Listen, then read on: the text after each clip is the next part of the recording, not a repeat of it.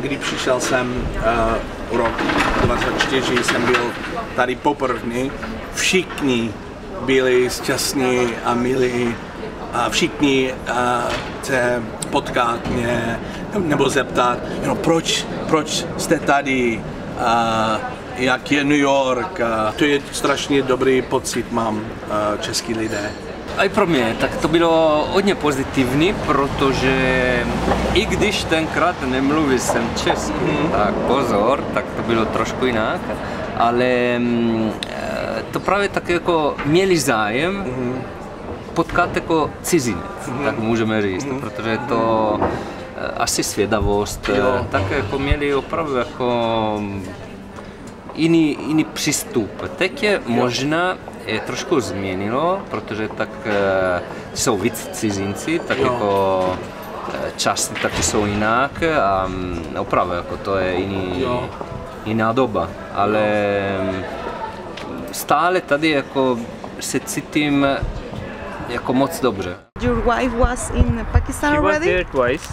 And how was when she arrived? How was your family? My mom was quite scared, I would say. Really? That yes, she never had any experience with a person from Europe and from a different faith, so she didn't knew how to react and so on. So she was completely like terrified.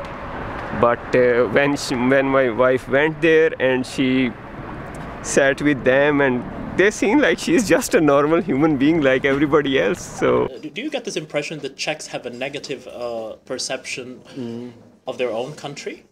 Yes, that's why I told you that when I tell them, okay, Czech people are really kind, and some Czech friend. Yeah, exactly. Like, they tend to. And I didn't see any racist Czech people. Really? Something like this, yeah, because they don't believe that things. And I don't know if it's the same everywhere or not, but yeah. Well, I've had the chance to travel a bit, so I've been to 28 countries. And I can say that, it's true. Some countries are better, some are worse. And I think I can honestly say that the Czech Republic is not so bad. Yeah. I think it's like, it's a good country to live in. Yeah, exactly. And especially in Brno. It's a good country we are talking about Czech Republic, and I'm gonna tell you Brno.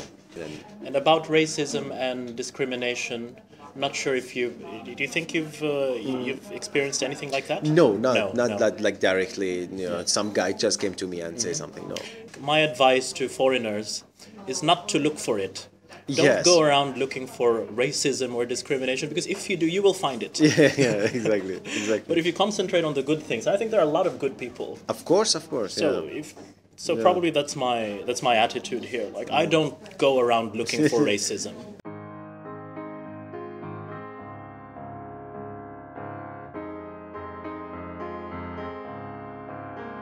Přijel jsem do tehdejšího Československa v roce 69. Myslel jsem, že tady budu rok, že budu učit angličtinu tady v Brně. Potom druhý rok jsem tady zůstal a třetí a čtvrtý rok jsem se oženil a už jsem tady přes 45 let. Proč jsem tady zůstal? Tak lidé, Češi jsou strašně zajímaví, strašně moc zajímavých příběhů, zajímavé kariéry, zajímavé zážitky i některé zážitky dost hrozné, ale skutečně velice bohaté životy, strašně bohatá kultura, architektura, budovy, velice rozmanitá příroda. Stačí jenom chodit po Brně, se podívat kolem sebe a něco objevují. Pro mě tady každý den cítím nějaký zdroj nové energie, nových nápadů, nových radostí. Stejně jako já jsou tady další cizinci, kteří se taky stěhovali do této země, cítili její dějiny, tradice, její kouzlo a nakonec zůstali tady díl, než původně plánovali.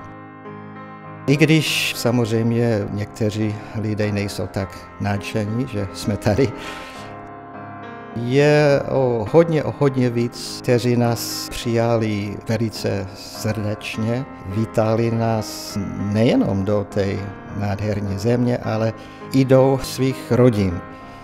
Naši děti se tady taky narodili. nakonec to všecko je součástí tohoto zázraku, který říkáme život. A zázraky se stávají každý den, všude, i tady v této nádherné země. Země český, domov můj, domov náš.